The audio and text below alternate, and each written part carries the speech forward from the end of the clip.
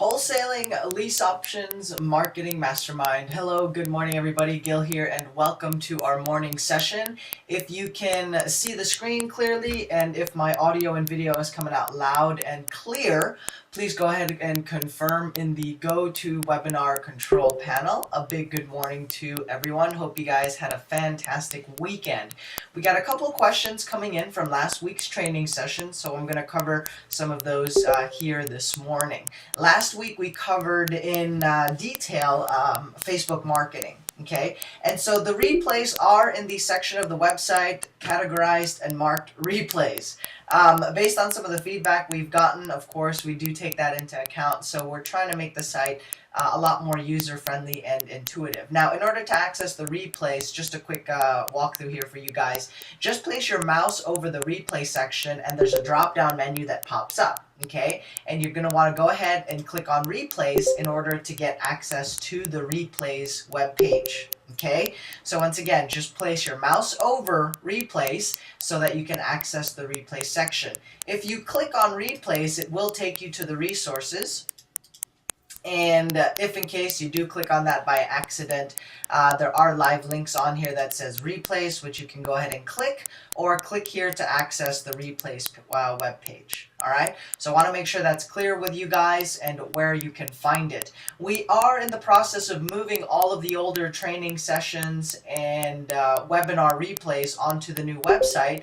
But in the meantime, we focused on the high priority requests, which are the Facebook marketing series. So those replays are now up and running and you guys can check that out. Some of these sessions are very detailed and it does walk you through step by step on how to set up your own Facebook fan page. I even share with you guys some sample fan pages that we have personally used to attract motivated sellers in our marketplace from the internet. So those sample squeeze pages are available for viewing when you watch the replay.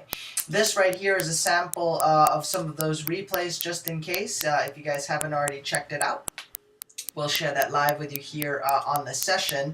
So again, different replays, different screenshots, and actual squeeze pages that I have personally used in my business. Now, the main Facebook marketing series focuses on two things: how to find motivated sellers using the squeeze pages and how to build out a bird dog or a property scout network in your local area. So this right here is a sample of a squeeze page that we had used here in Los Angeles targeting motivated sellers. Okay, now the criteria for your fan page and who to target on Facebook, right, the demographics, I do review that in detail during this particular session as well, right? Ideally, you always want to put yourself in the shoes of your target customer. So if you're looking for a motivated seller, then a great place to start would be people on Facebook that have liked payday advance, cash for keys, car title loans, pawn shops, those types of fan pages, okay? Because that is a sign that this type of homeowner is in financial distress or needs access to cash fairly quickly. And if they have real estate, then an option for them is to go ahead and sell the property, right? If they have sold off other assets or they get stuck with a house that they're not interested in. One of the follow-up questions that we also got last week were a lot of requests asking about, there we go, it should be clearer now, just in case. So, need cash now, talk to a fellow Laker fan. Right, so the science, the tips behind all the ad copy, that's also in the replay, so do check that out. Now, for those of you that were asking about the Bird Dog program, we were using different types of fan pages there. Here's a sample of a fan page that we had targeted people who liked the Breaking Bad TV series. So we put together a Facebook marketing campaign targeting Breaking Bad fans, okay? And the headline is a little play on a Walter White quote, apply yourself, right? So that's the call to action. And the ad copy here is looking to make it big in real estate, seeking 10 go-getters to turn meth houses into cash. Again, we're building on the marketing and the branding of the Breaking Bad TV series, okay? If you don't know what Breaking Bad is, it's a TV show about meth dealers, and the drug enforcement agencies that go up against them. It's a pretty fun and it's a really catchy show, right? And so it's turn meth into cash type of marketing message that we had placed on here. Okay, and so yes, these samples are on there. Now, for those of you that were asking, Gil, what did you use to create these squeeze pages? I had used a different vendor in the past. When we had put together these marketing campaigns, we were customizing everything, and we would have to kind of hodgepodge it with different tools and vendors out there. And so nowadays there are some pretty nifty, easy to use and intuitive online tools that you can access. And so these pages, I think the easiest way to get them done is to use either lead pages, if you have access to lead pages. There's a minimal monthly fee, but again, it doesn't break the bank. They also have a 30-day trial, right? So even if you wanted to just test a campaign for 30 days, see how it performs, or get some practice building out squeeze pages, lead pages, you can use that and design a very similar, if not the exact, squeeze page that you see in this replay. Okay, last Friday we just had an open hangout and question and answer session. The biggest question we address on here is if you're looking for coaching or training, right? Different ways you can evaluate coaching programs to make sure it's a good fit for you, because there are programs out there that cover a wide variety of needs. Some people just need access to a training course. Some people need hands-on experience. Some people need phone experience, right? You've bought the course, you know what to do, you've launched your marketing, but now you've gotten to a point where, hey, what do you say to these people? And so Bill and I break down in detail and give you some tips on how to evaluate different programs out there to find a good fit for what you need, maximizing whatever dollar budget that you currently have access to. Okay, so definitely check those out. And moving forward, the replays will go on this particular section of the site. Once again, in order to access that, you simply have to place your mouse over replays and click on the replay section to get access to that, right? Now, we do have a members only section, and as a paid subscriber or a group coaching member, to find out more, click on the $25 group coaching program that we have here on the website. You get access to the live seller calls that we do pursuing our leads from direct mail, Craigslist, and you also get copies of the contracts, the documents, pre-screening, any templates that we are using. Okay, as a paid subscriber to the site, you will also get copies of any notes or templates that we had used in today's training session or any previous training session for that matter. So for example, if I had shared with you guys a squeeze page, then I would upload a template of that squeeze page or the ad copy. Okay, and that's going to be limited, exclusive to our group coaching students. We've worked out a pretty fair price point. It's $25, and I think you'll find that you definitely get more bang for your buck in this program as opposed to just buying another course that's out there. Majority of the people that come to us for tips, training, or to scale their business have already purchased other courses. Right? And so my recommendation to those of you that already have purchased a course elsewhere is you have the training, you have the how-to. Okay, now you need to launch your marketing and you need to take some action, apply those concepts. So this particular group coaching program, it is a group coaching, hands-on, listen in to sellers, talk to leads, and pretty in-depth and in detail. Do check out the group coaching program so you know what is included in there. If you just wanted copies of all the notes for our replay section, then you do get access to that in this program or this paid subscription as well. All right.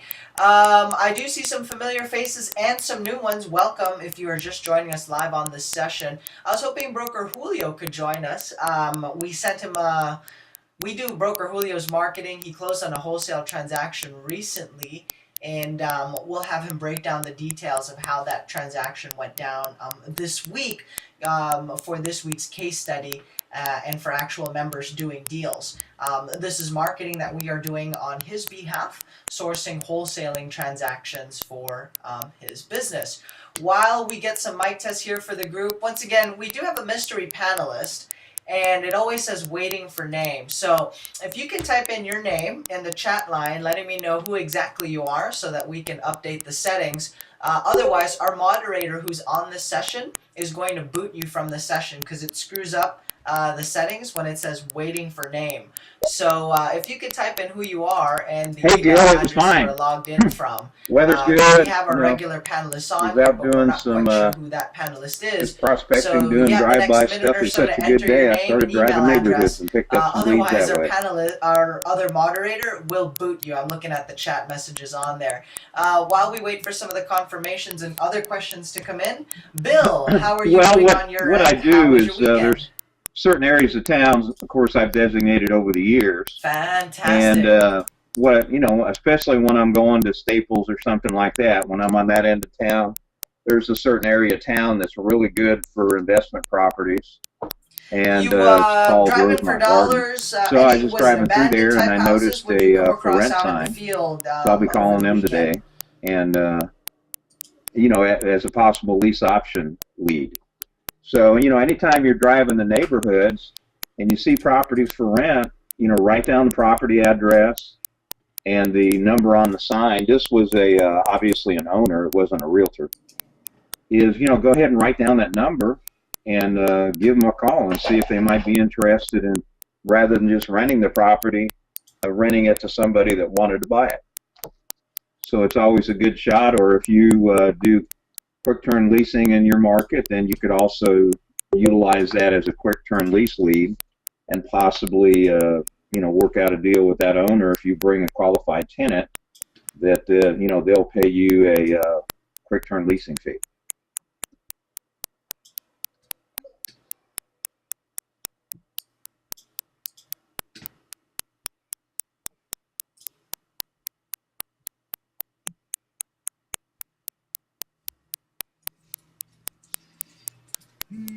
Well, if you're going to do that on a regular basis, you need to keep a record of when you go through that neighborhood.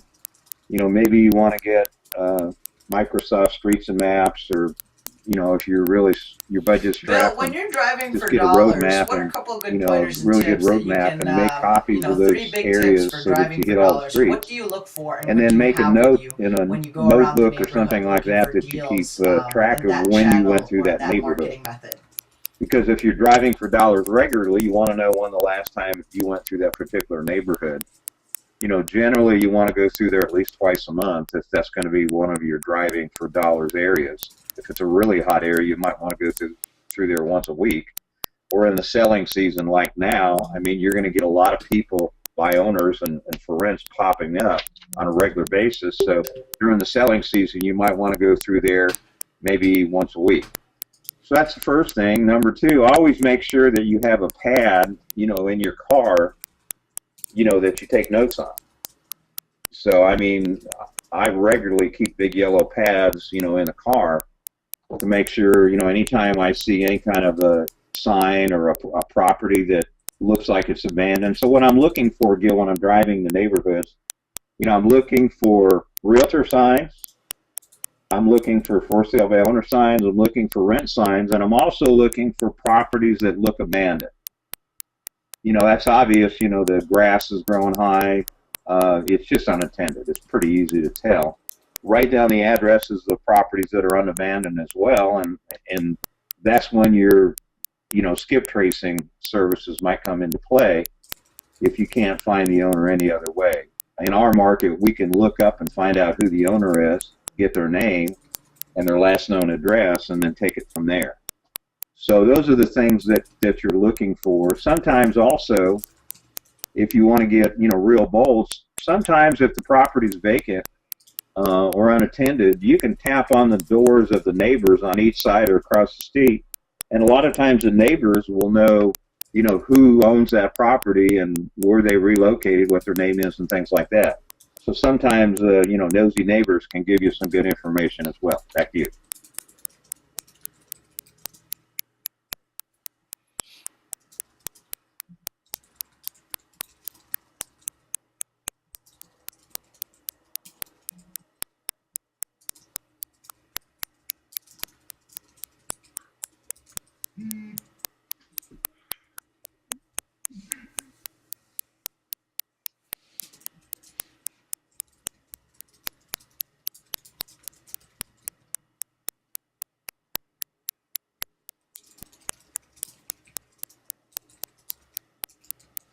Now, on the materials that you use, I know you've mentioned this when we've talked about driving for dollars several months ago. You have blank letters sitting in your trunk that you're ready to stick on the front door or leave for the homeowner, right? So make sure you have marketing material with you that you can leave on these particular properties that would make a good fit for your strategy.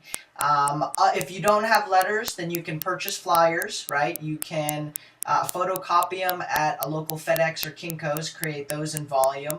And if you use business cards, right? Some of you are making your own bandit signs, so have those ready as well. That way you kill two birds with one stone, right? Another fun tip for those of you that are looking to maximize your driving for dollars experience, you can have a sell my house fast type of bandit sign so that you can build your cash buyers list. What you would do is you would stick that sign in front of an ugly beat up property. That way you can get some calls from interested cash buyers who are also driving and canvassing the neighborhood, because these are cash buyers that are dialed in to those particular zip codes. They tend to be active buyers and are in the trenches, and that's the kind of buyer you really should be working with. For example, I'm working on a deal right now where the numbers have made sense for a property to put in your rental portfolio. So from a landlord, a buy and hold, somebody who's looking to make 10%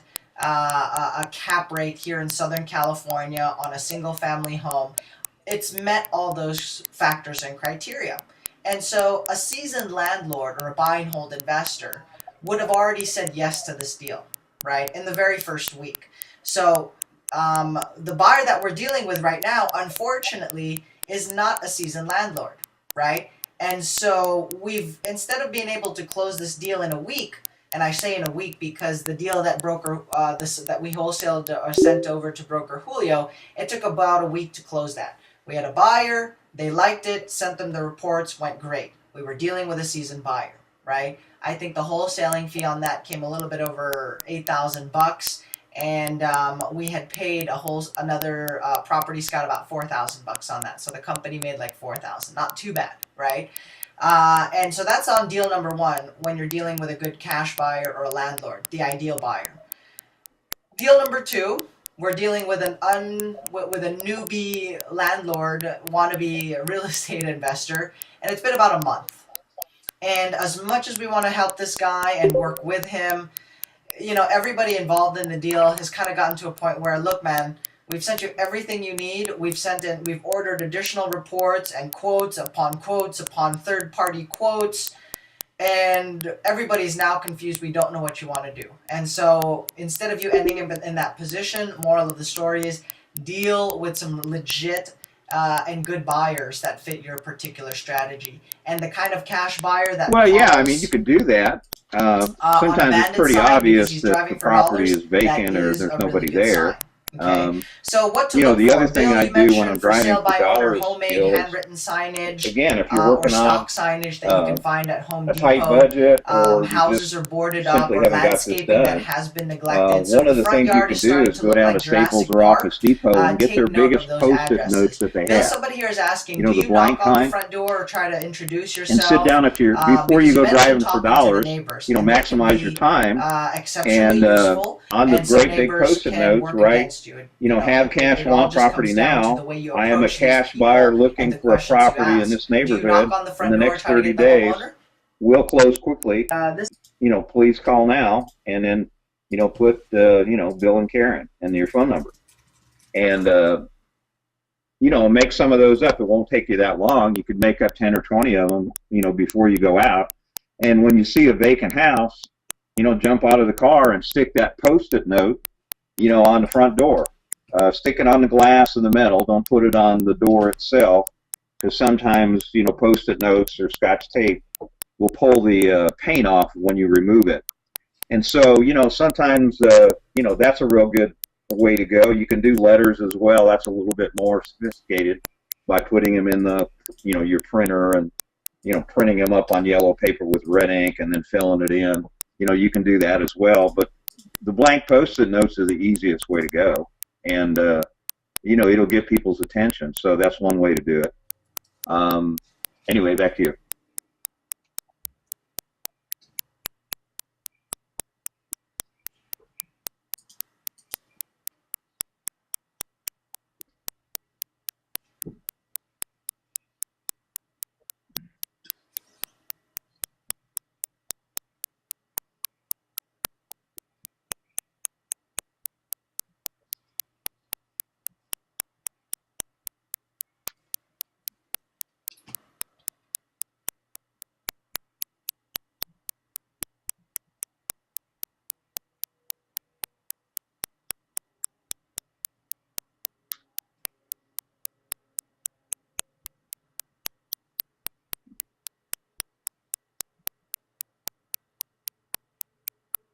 Nice. So outside of that, if any of you have other tips on your driving for dollars, if that's what you're doing, go ahead and type it in so we can share some of that.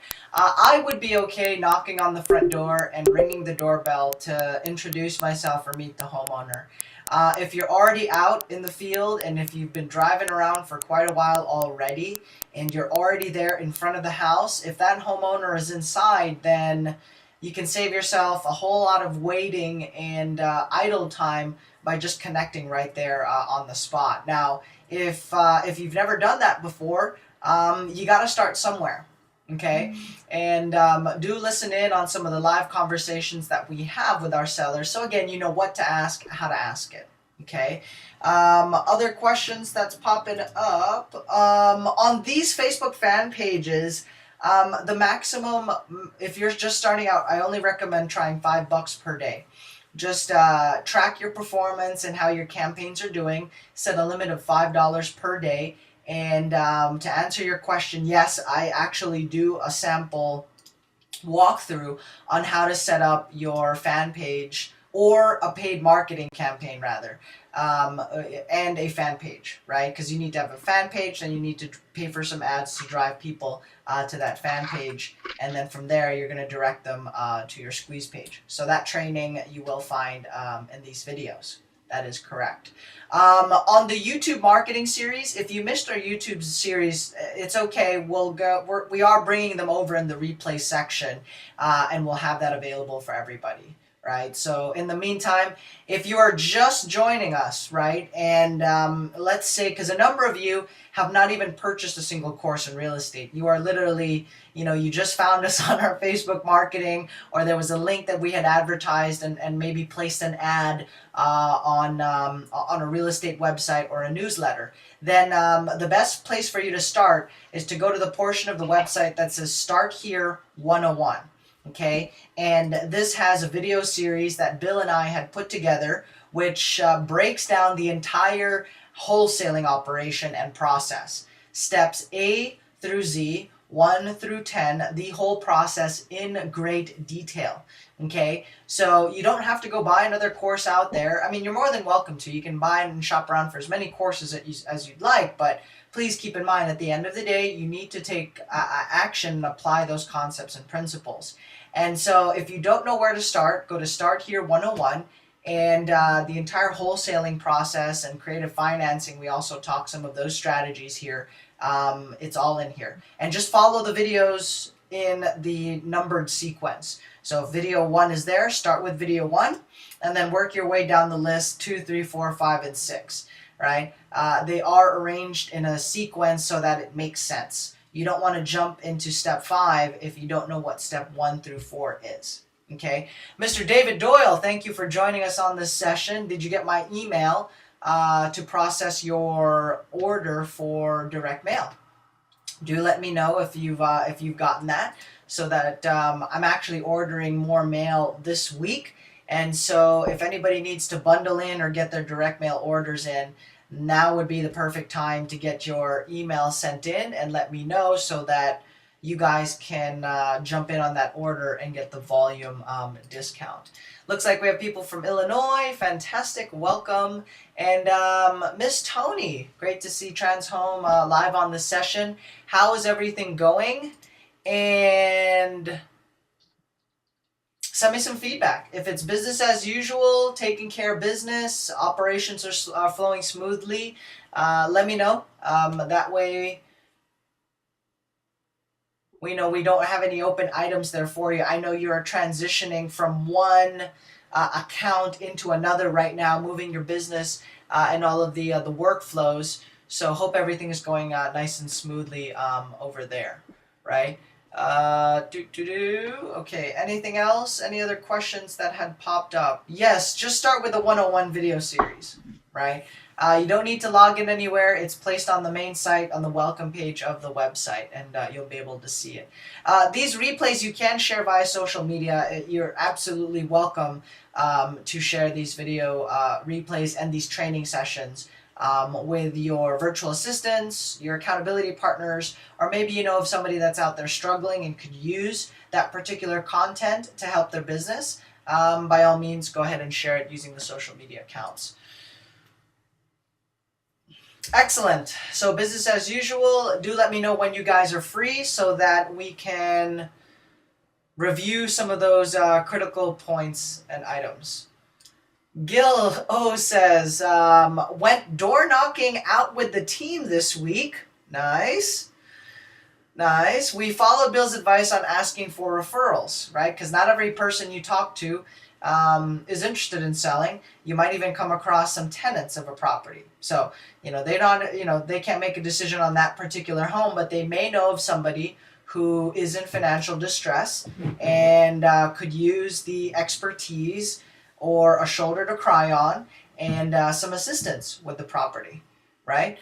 When you're working in a market like California, lots of, you come across a lot of people with a lot of funky situations with their houses. And so definitely an activity that can convert and pay off. Didn't find any direct homeowners yet, but we did find some pretty badly distressed properties. Any recommendations for following up and marketing with those distressed properties? Findtheseller.com? Gil O, my recommendation or my process there is we would leave a letter on the door, leave it on the glass, and basically somewhere where it won't chip the paint or do damage, right? Now I know it's probably a beat up house and it's already falling apart, but hey, just be mindful. And knock on the front door. If nobody's answered, I would then do some skip tracing.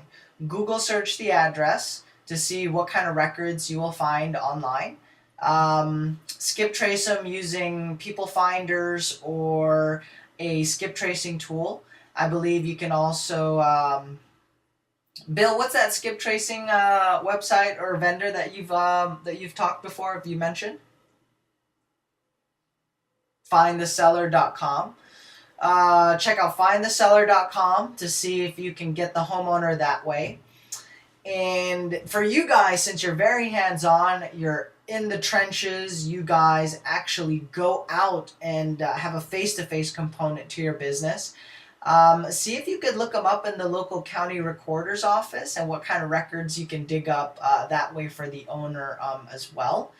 But even if you didn't do that, at the very least, do an online skip trace and send a letter to the homeowner or call any phone numbers that pop up. When you use something like peoplefinders.com, and it can give back search results for phone numbers. It's not the most accurate of sources, but it's a great place to, if that's the only skip tracing service you can afford, something's better than nothing. If you can set up an account with Accurate, where they are very thorough, and the information, again, it's thorough, but the number might not be active. At the end of the day, you still would have to test it out. Do some skip tracing, send out the letters, call the phone numbers that appear on there, send any letters to previous addresses or even previous workplaces to try to get the homeowner on the phone. I mean, those are the types of deals. Somebody's asking me, that's a lot of work for a vacant ban. It is, but those are the types of deals that most bird dogs, wholesalers, investors, rehabbers, agents give up on, right? If you knock on the front door and you can't get the owner, most people don't do anything after that point. Right? So the competition gets less and less and less as you pursue and move that lead forward. And the margins also tend to be a lot bigger since you're dealing with a homeowner that is not the easiest to find, but they are motivated, they have some equity in the property, and the house has been sitting there vacant anyway. So those tend to be juicy deals, in my experience, working in a market like LA County or even Long Beach, right? Or even Long Beach. We did 2 deals last year, anywhere from $30,000 to $40,000 in wholesaling fees, and those were properties that, again, most people had just given up on, right? One of them we actually picked up door knocking, oddly enough, and so they're worth pursuing. Right? If your phone's not ringing off the hook, go after them. Steve Wise here. I was trying to follow your video on heat maps, but the maps that I got from Trulia we're not showing in your video. Is this normal? Steven, Mr. Wise, I think you're in the, you're in NorCal, right? NorCal. So if I typed in, for example, Sacramento heat map,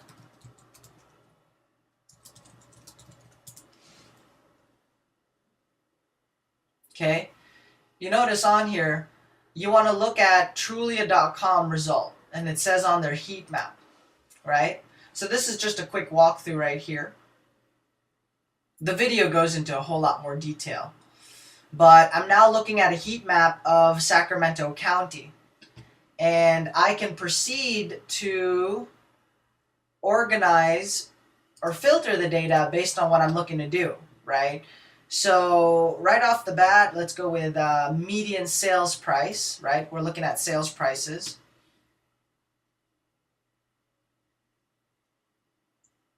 And if you notice, I mean, Sacramento's got a ton of data. I mean, it's got city names on here, and there is a ton of information. So what I would do is I would take all these results from 72,000 to 800,000, right? And I would just focus on the middle, the median range, right? Because the middle portion is where you will have majority of your transactions. Or I would just, again, target zip codes depending on whatever my strategy would be. But I believe, yeah, so it is pretty easy to find. So for example, Fresno heat map. Fresno home prices in heat map. Arrange it by sales price. Okay. So Steve, did you have any particular question on the heat maps? Or hopefully that clarified it. There may be some updates to it, but overall it's still pretty much the same process. So let me know if that cleared it up for you on the heat maps. Right? So if I was to do some marketing in this particular territory, I would focus on median ranges or where there is the highest sales volume in that particular area. Why focus on the median range? Because that's where most of your buyers are going to be looking anyway. If you're going with a rent-to-own strategy, then you want to focus on first-time home buyer neighborhoods. So if first-time home buyer neighborhoods, the highest listing is $400,000, then you don't want to target $800,000 homes because you're going to have less people qualified to buy that, right? If you're dealing with distressed real estate, then you want to focus where your cash transactions are.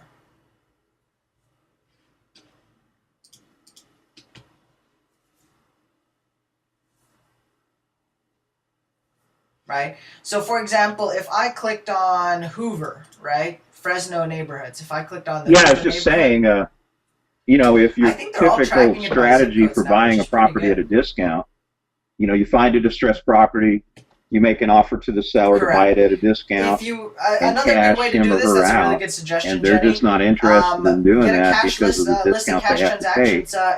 Then maybe an alternate strategy is to have the seller put up the property, Beatrice, and you or your cash investor put up the money for the rehab, and then split the profits with the seller, either offering them a fixed return on their equity or a fixed return or 20% of the profit of the net profit, whichever is greater. And sometimes, you know, you can get a seller to go for that, and they'll put up their property. That way you don't have to put up all the cash to actually buy it. You know, you provide, obviously you want an attorney to draw up that kind of an agreement. And so the seller puts up the property, you or your cash investor puts up the money to rehab, and then the agreement is when the property is complete, you sell it, and the seller gets either a fixed rate return like 12 or 13% on their money or 20% of the net profit, whichever is greater. You pick up your assignment fee up front if you brought the deal to the table, and you're out of it, and then the cash investor or rehabber steps in and works with the seller, gets the property rehabbed, and then puts it on the market for sale, and the seller gets paid off. They get their equity plus their return. The cash investor or rehabber gets their return by selling it to the retail buyer, and everybody wins. So that's an alternate advanced strategy if the normal traditional wholesale deal doesn't work. then if it makes sense, present something like that to the seller to see if they might be interested, and you might be able to get an extra deal or two a year that way rather than just walking away from the deal because the seller won't take the discount. Back to you.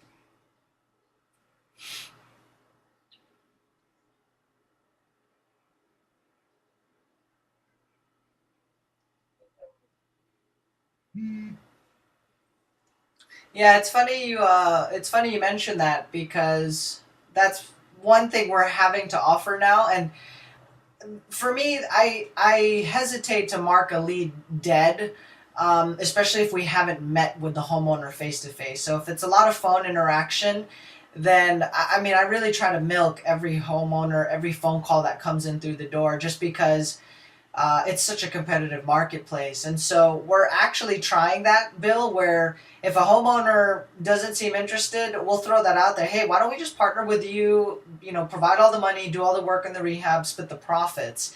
And we may use that as a lead magnet just to get our foot in the door.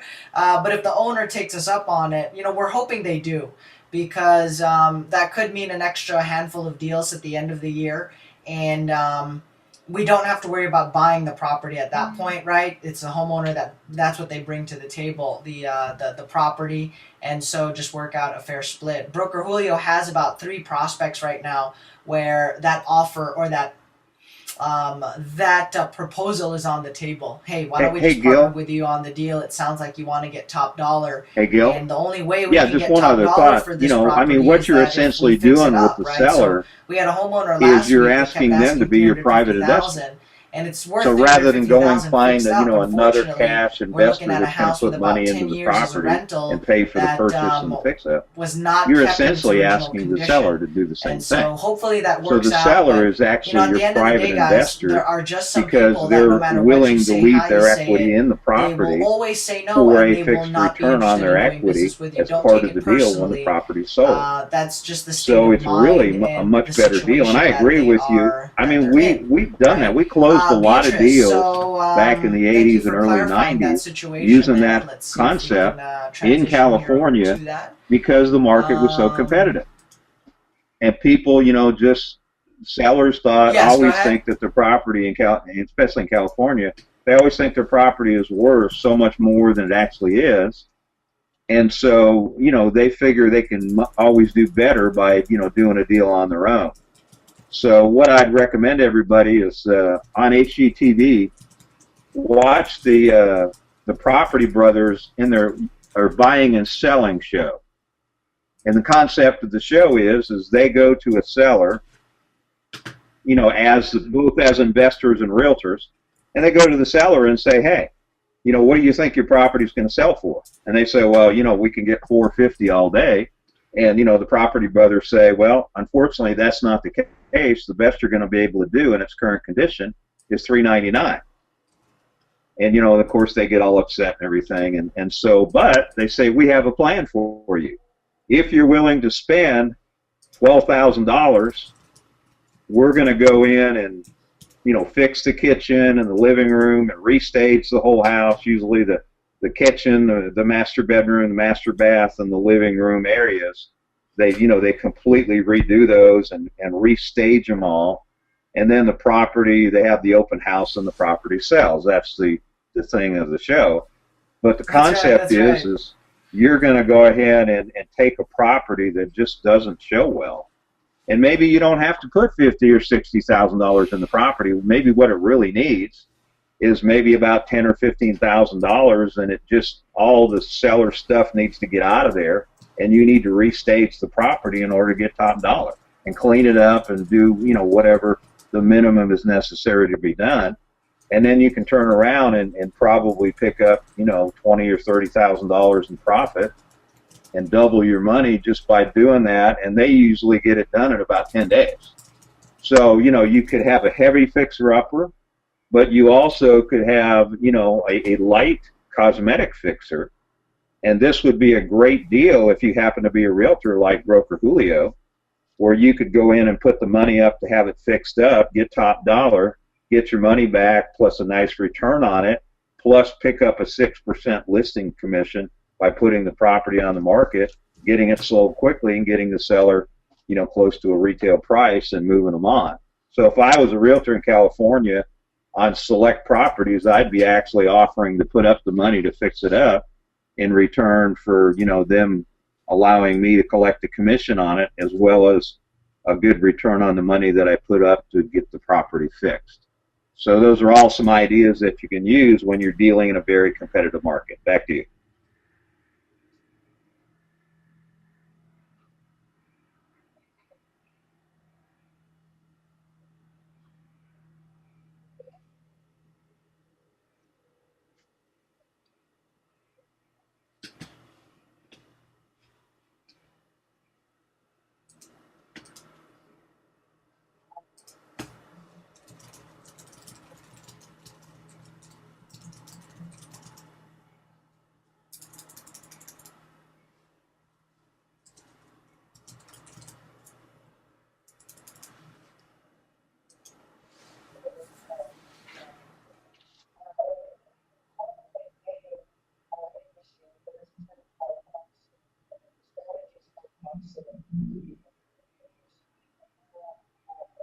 Nice. Glad you clarified that one on there. And yeah, I'm hoping they take us up on that because, I mean, I don't want them to go off.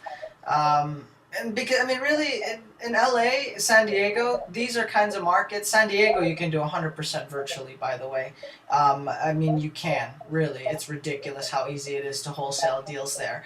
But when it comes to some of these homeowners, they'll end up listing with somebody else, right? Just because it's so competitive, it's such a hot, busy, active market, they're going to get a call from some other realtor.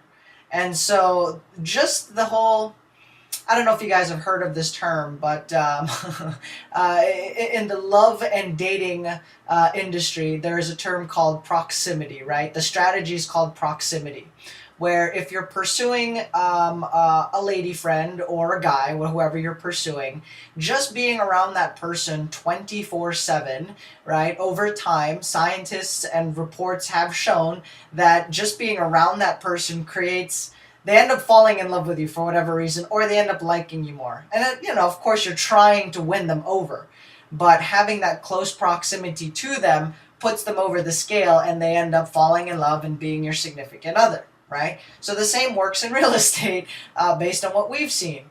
And it racks my brains when, okay, we have all this rapport with the seller. When I look at why they ended up signing with somebody else, it simply came down to we just didn't call them or bug them enough. Or we didn't call them once a week like we should. We didn't call them once a month. Somebody else was more consistent and followed up with them more aggressively and regularly, and that they ended up signing up with them. Absolutely no skill. I mean, there's, you know, no marketing juice, no special ad copy or magic bullets.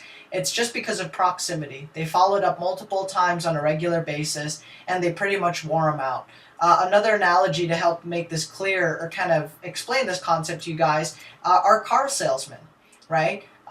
They have that strategy or that sales tactic where they will have you come in and you will spend the entire 28 hours in the day inside of a car dealership. Now, there's only 24 hours, so where are the extra 4 hours? I don't know. You just end up spending all those hours at the dealership.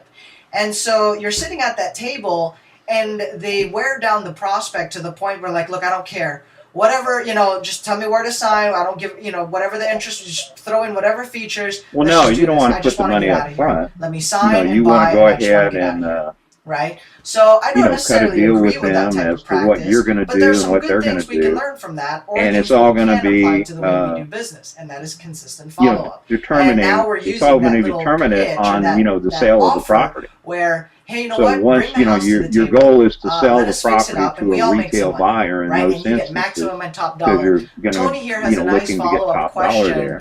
And you have to factor I in, currently have one of those unless you equity think you can sell the partner property deals, yourself, you got to factor in or a seller, real, right? Something a like brokerage that. fee as When well. But structuring the no, deal, you're setting up do the you whole have to pay them for transaction their house up to front sell the property retail to a before you retail split the buyer, profit, or can and the you retail simply buyer is split going to the get a profit brand new after you loan, pull your or repair costs on out? rare What's the occasions they'll have ideal cash, setup here, Bill? and they're going to buy the property at retail. And at the closing, you'll have closing instructions with the escrow agent that states exactly where the funds are distributed. X amount's going to go to the seller plus their return, and then the balance you get your money back plus your return, and all the money's going to be distributed in according to the agreement that you cut up front.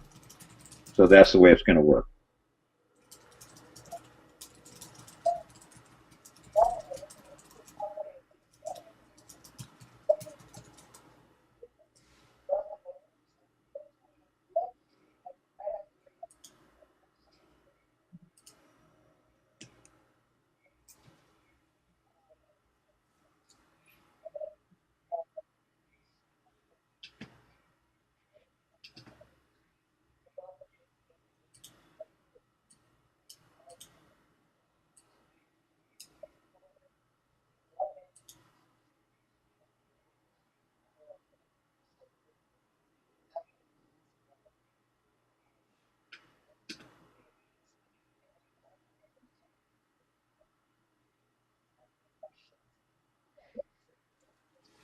Yeah, ideally, I mean, no money. You want them to bring the property to tips. You don't have to pay them for it. But if it's that juicy a deal, if you run the numbers and you know it's going to flip, then you might have to bring more private money to the table, or a hard money lender, so that the seller can get something, whether the full price or a portion of it. But the best scenario is, no cash out. They're bringing the property to the table and everybody splits at the end of the day. So the only out of pocket you will have is fixing up the property, any marketing costs associated with that deal, and then the seller makes their money afterwards, when everybody else goes through the splits and gets paid. Steve, do me a favor. I know you're doing some marketing right now, and for anybody that has any marketing questions, let us know what you're doing from a marketing standpoint, right? How many units you're sending out. We need to have something to be able to give you feedback on.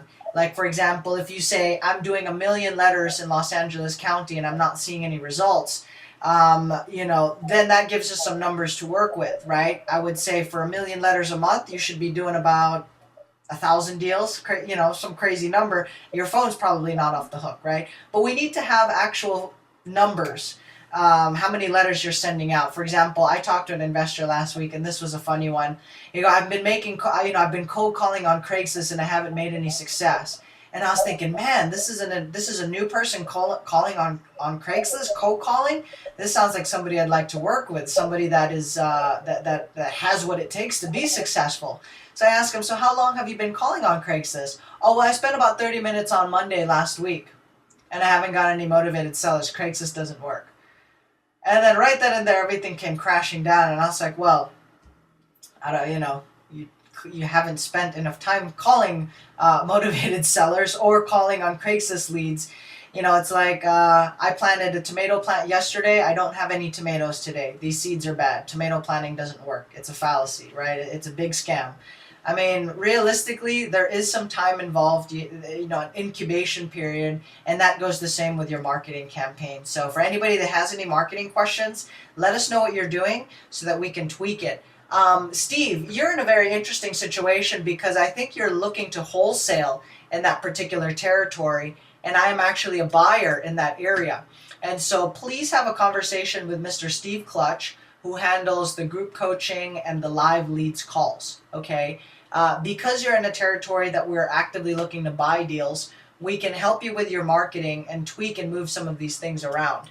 I've been trying to send about 100 to 200 a month. How many months have you been doing that for, right? But have a conversation with Steve Clutch, because you're in an area that we're doing deals in.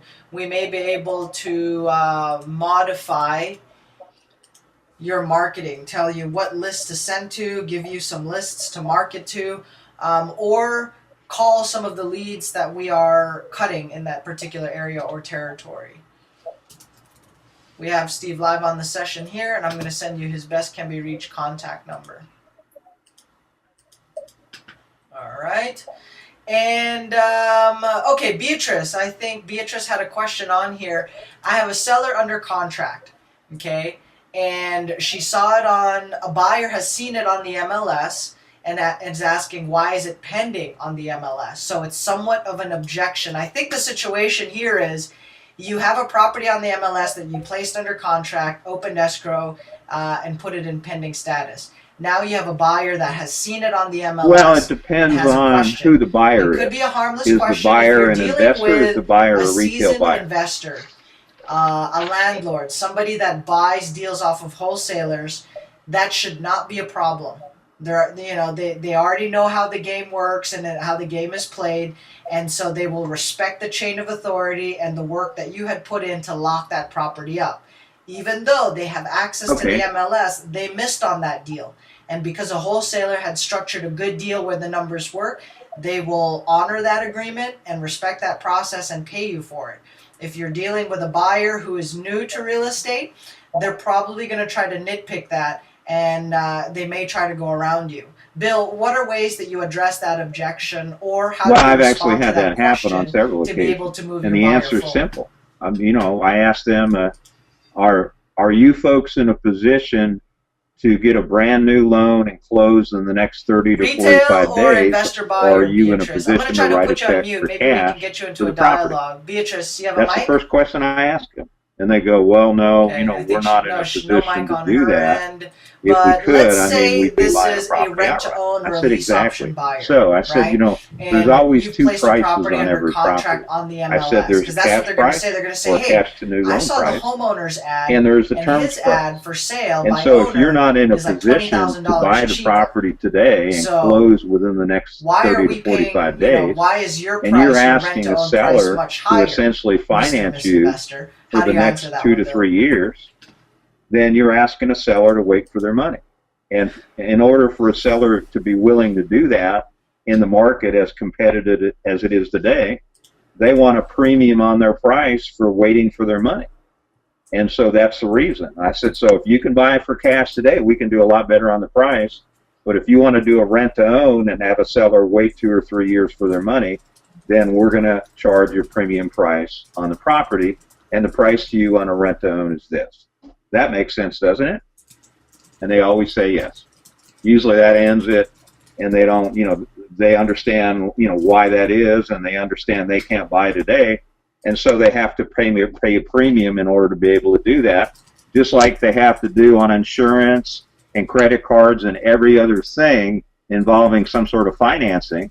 Because they don't have good credit, they have to pay a lot more in interest and a premium on everything because of their credit circumstances. Back to you.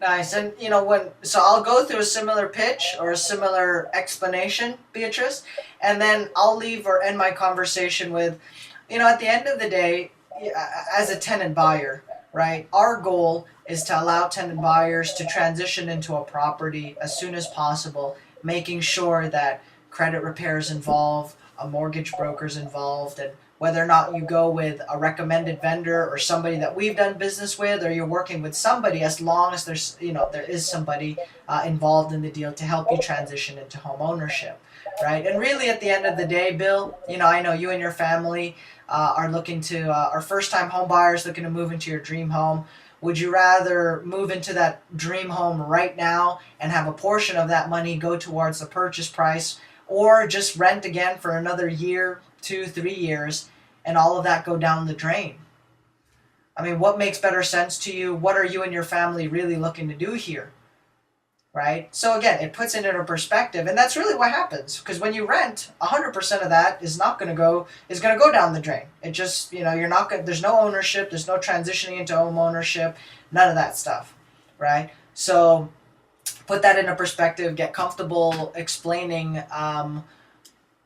or sharing those bullet points with the seller. Now, if you're dealing with a cash buyer or an investor buyer, I think the easiest way is to let them know, I have the property under contract and I'm looking to assign the contract for a fee, for a wholesale fee or an assignment fee. If you're dealing with an investor buyer, that statement in itself explains it, and there's no need to go into more detail. But if you're dealing with somebody who is relatively new, you may have to educate them. But if you're finding yourself trying to sell them on why they should do business with you in a wholesaler, then it may be better use of your time to find a seasoned cash buyer. And if you're part of our program anyway, and if you're a group coaching member, we send you cash buyers lists on a monthly basis, right? Or that is an option or feature that you have available. And that is how we sold our deal last week. We used that cash buyers list. We Googled the company names. We found a phone number. We called them and said, hey, we have a deal in a zip code that you bought a house in last month. Are you still buying? They said yes, and we sent them to the property. In a week's time, bought, sold, got paid, right? Simple, clean, easy process. So I hope that clarifies for it. If the buyer is an agent, if they're an agent too, then, I think they would understand the nature of the game even better, right? It was on the MLS. What were they doing? They didn't check the MLS? That's probably the first place they should have started. Now, I try not to make them feel like an idiot so much, right? Because sometimes it does sting a little bit. But that is the reality of the situation. They had access to it. They didn't lock it up. They didn't negotiate a deal that made sense, whether in the form of a discount or creative financing, right? Beatrice here, I like your mindset. Can we trade? They are interested buyer, called from a yellow sign. I put around the house. I did not know they were an agent. Find out what their position is clearly. Do they really have a buyer? Is this for them? In Los Angeles, everybody in real estate is a yes man or a yes woman. They will say they're the buyer when they're not really the buyer. And for me, I love doing business with bird dogs, property scouts, and wholesalers. I would appreciate the fact that they would have just told me that from the beginning instead of pretending they're a proper cash buyer, tying up the phone lines when we have a deal and they're calling and inquiring when it's really not for them. If they told us they were a wholesaler from the beginning, we would have said, hey, fantastic, right? We have a $10,000 wholesale fee. We can split that, give you $5,000 for bringing us a perfectly good buyer. Here's the sales copy and the email template to send to your buyers list. Here are photos, and here's the point of contact. Okay? Now, I don't recommend you add anything onto this price because the numbers are going to be screwed up. This is a good deal at these numbers, and instead of tacking on your price like every amateur wholesaler in the marketplace that brings no value to the deal, they're just adding on a mystery wholesale fee, okay?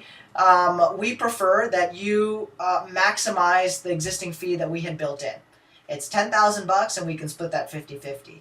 If you have a buyer that's willing to pay more, okay, just make sure it's not because they're applying the greater fool theory where you found a fool willing to pay more for absolutely no value added reason, right? Now, that's for you to deal with your buyer, okay? But we will still screen it, okay? Because if they have a buyer that's coming to the table willing to pay extremely overpriced on the market, my company is tacked onto that particular deal. I don't want them coming back or any troubles or issues involved. No, I've had zero complaints or issues. Leads. I mean, just like you from just day said, one since we've started in real estate, none. And we want to keep it that way, right? So with that, guys, it looks like we tackled a lot of the questions, actually all of them that typed in the comments. Mr. Steve Clutch, Mr. Steve Wise is going to be giving you a call to have a conversation about that particular market that we're both in. Any tips or updates for the live call session? Anything that people need to prepare? Any requests for leads? Any announcements on your end? You there? I have you unmuted, by the way.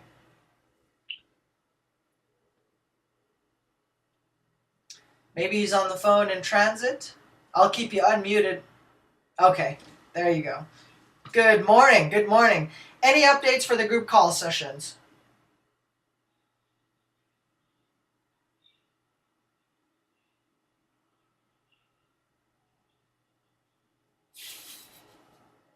All right, so it's business as usual for you guys. I will have you and Broker Julio on the session this week to break down that particular deal that had gone through recently, best practices, what worked for you guys, how you guys coordinated things, and to give those that are that want to be virtual wholesalers a glimpse on how that process works, and that it can be done in a Southern California or a Los Angeles market for that matter. So with that, guys, let me just do a quick summary here for everybody that's still logged on to the session. Maybe you logged in late. What did we talk about today? So you know if you need to catch the replay, or if it's a training replay that could be of value to your business or your team.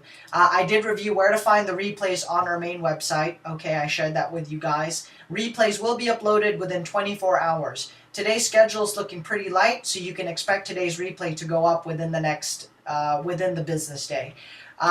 Somebody asked, what did you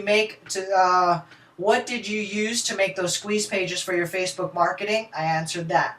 Bill talked about his driving for dollars tips, since he drove for dollars here recently, and some of you property scouts are driving for dollars, so we want to make sure you're maximizing your time in the field. He also covers what to look for, right? We had some investors who went door knocking this weekend. Any clarifications as to what they can do from a marketing standpoint to maximize their experience? We answered that. We clarified questions on heat maps, and how to do your, how to do a quick search or a quick overview of your market and your territory. Where do I buy my list and where do I buy it from? Listsource.com or Lance and Terry over at US Leads List. Do some name dropping if you're going to give them a call. Say Bill Rafter had sent you, and you're also part of Gil's marketing and mastermind group. Hopefully that helps you, get some extra love and attention or priority, right?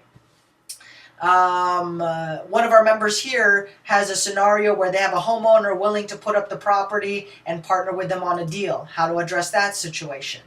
Last but not the least, I have a property that I have under contract. The property is on the MLS with a buyer asking why it's in pending status. So how to handle that situation with care and still be able to move your buyer forward. Things you need to take note of: are you dealing with a seasoned buyer who knows and values buying deals off of a wholesaler, a property scout, or a bird dog? Or are you dealing with a buyer that is new to real estate and has yet to understand the value that a wholesaler brings to the table? In that case, they may try to go around you, and how you can, again, explain and address that question, demonstrate your value so that they will do business with you as opposed to try to go around you.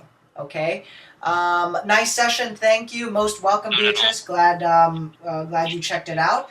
And with that, guys, we'll see you on our...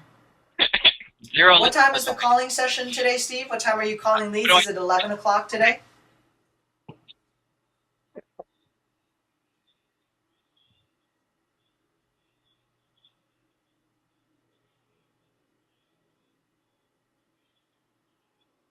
Okay. Now, for those of you that have questions on your deals, right, or let me clarify that, on your leads. Steve is a virtual wholesaler, started in our program, and does deals 100% virtually. Does not meet the seller, does not meet the buyer. He doesn't meet anybody involved in these transactions.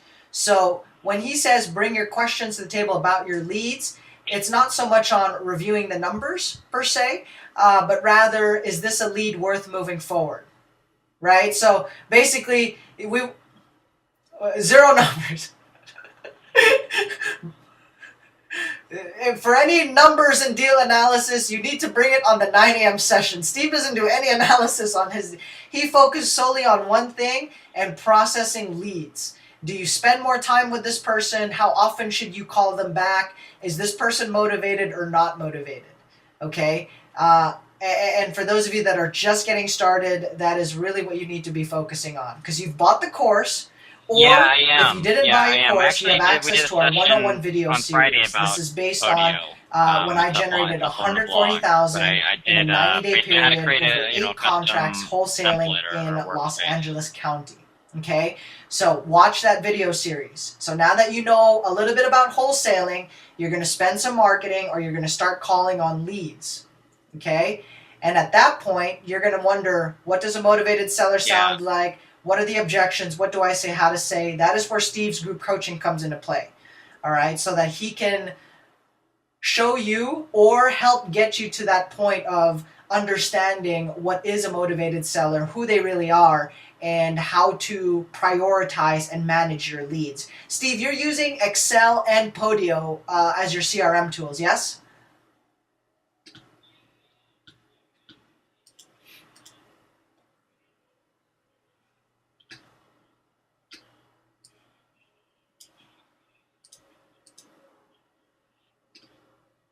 Nice, nice. Okay, so there is some Podio training in there as well for those of you that don't have access to a free Podio account, or you like to use Excel. Then Steve also uses an Excel spreadsheet to manage his leads and deals. Tony, I'm typing the link on here for you, and do pass that on to your team. Mr. Wise, I also shared it with you since you do have access to that training class as well. If you're not quite sure if whether or not you have access to that, the group coaching, the live leads webinar, if you are part of the group coaching program for $25 a month, which gives you leads, live seller call training, access to documents and contracts, and proof of funding, then yes, you do have access to the live leads training call. Okay? So I'm just going to wait another minute or two here, making sure Tony and Steve have the link. Gil O says, where can I find the video that we did together for my bird dog website? Gil, I know I sent that over to you. Maybe I can resend it over via email, if that's cool. Okay? So let's get that resolved today. I'm going to be on Facebook Chat Messenger for the rest of the day. For those of you that need me or have any questions, we can chat on Facebook while we're all at work today. Right? So with that, guys, thank you for jumping on. I thought today was going to be a 30-minute session, but with all the other questions that popped up, which is fantastic, that tells us and shows that you guys are doing your marketing, you're talking to people, and have some scenarios for review. Fantastic. Good job to you guys. My name is Gil on behalf of Steve, Henry, Robert Sheeman, Bill, Chris M., and all the other content contributors as part of these 9 a.m. series. Thank you very much, and we'll see you on the next session. Have a great day, everyone. Bye-bye.